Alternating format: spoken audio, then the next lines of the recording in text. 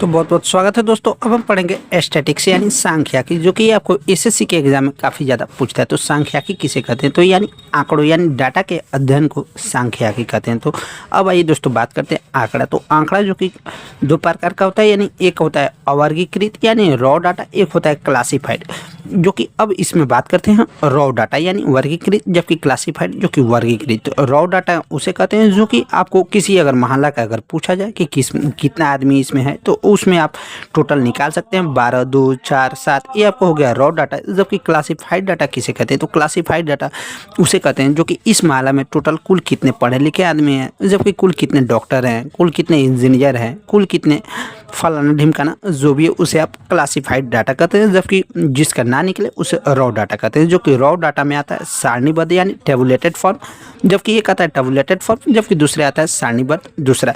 जो कि पहला में जो कि रॉ डाटा यानी वर्गीकृत में आता है एक्स, यानी ये आपको फ्रीक्वेंसी यानी बारंबारता, जिसे फ्रीक्वेंसी मीन्स यानी बारंबारता कहते हैं।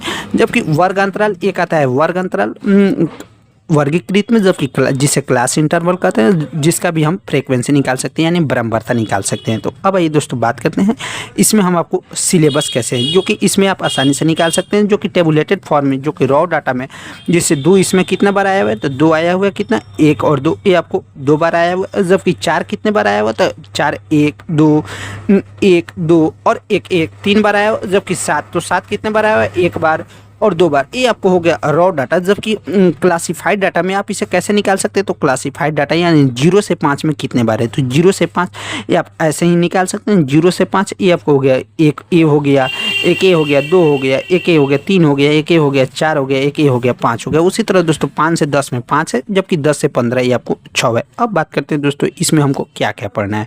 तो इसमें हमको सिलेबस से दोस्तों समांतर माध्य यानी अर्थमेटिक प्रोग्रेशन निकालना सीखना है, माध्यिका यानी मीडियन सीखना है, जबकि बहुलक यानी मोड सीखना है, जबकि मानक विचलन सीखना है, विचरण सीखना है, विचरण गुणांक सीखना है। अब बात करते हैं दोस्तों जैसे समांतर माध्य। समांतर माध्य किसे कहते हैं? तो समान अंतर यानी माध्य, जो कि एवरेज का सेम इस पे कंसेप्ट होता है, यानी जिससे जितना लिया उस बराबर में बराबरी का कॉन्सेप्ट होता है, उसे समांतर माध्य कहते हैं। तो जैसे ये आपको जैसे क्वेश्चन दिया हुआ है 60, 30, 40, 50 का समांतर माध्य क्या होगा, तो समांतर माध्य निकालने के लिए सबको जोड़ दीजिए। तो 60, 30, 40, 60, 30, 90, 40, 130, 50, 180 हो गया। 180 और कितने संख्या पर, तो 1 2 3 4, ये आपको 4 संख्या, तो इसका समांतर माध्य हो जाएगा कितना, 45, जो कि इसे आप एवरेज से भी निकाल सकते हैं। तो एवरेज मान लीजिएगा और मानकर एवरेज में इसमें आप निकालिएगा। वैसे तो समांतर माध्य का फॉर्मूला होता है sigma F x by sigma F, जो कि यहीं ज़्यादा परीक्षा में पूछा जाता है।